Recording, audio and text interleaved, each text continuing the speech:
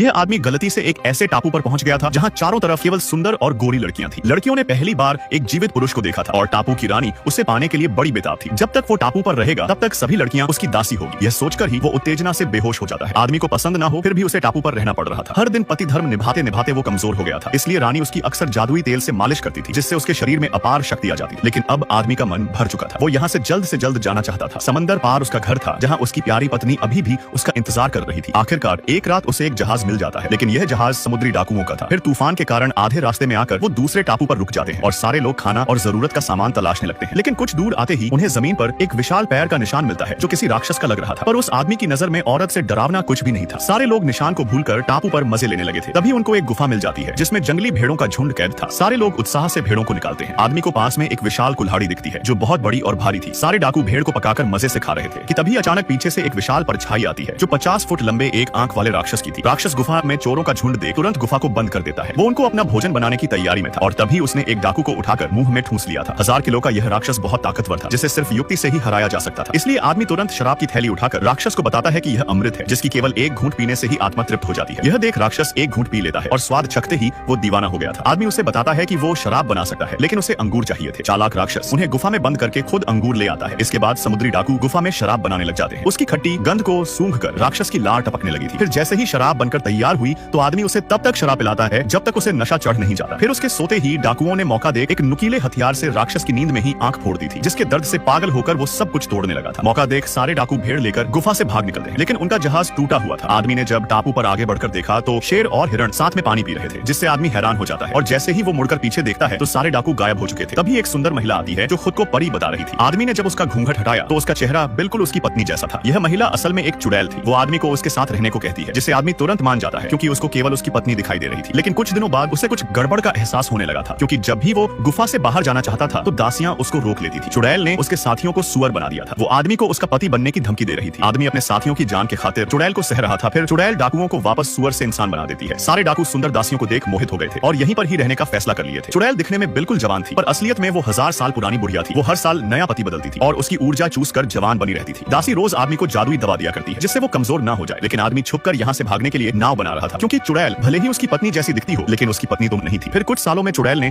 उसको बुढ़ा कर दिया था जिसके बाद वो उसे शहर छोड़कर एक नया पति ढूंढ लेती है। आदमी की हालत भीख मांगने जैसी हो गई थी। पुराने डाकू उसका मजाक उड़ाने लगे थे। तभी एक सफेद परी आती है जो एक प्रतिभाशाली इंसान को खोज रही थी। वो बताती है कि जो भी इस धनुष की रस्सी को बांध देगा वो अमर हो जाएगा। सारे लोग कोशिश करते हैं लेकिन कोई भी रस्सी बांध नहीं पाता। तभी वो आदमी आकर धनुष की रस्सी को बांधने की कोशिश करता है जिसे देख सारे डाकू हंसने लगे थे। लेकिन जैसे ही उसने धनुष की रस्सी बांध दी तो डाकू उसे मारने पर उतारू हो जाते हैं। लेकिन अब आदमी अमर हो चुका था। उसकी दर्द भरी कहानी सुनकर सफेद परी भावुक हो गई थी। एक दिन एक छोटा बच्चा किनारे पर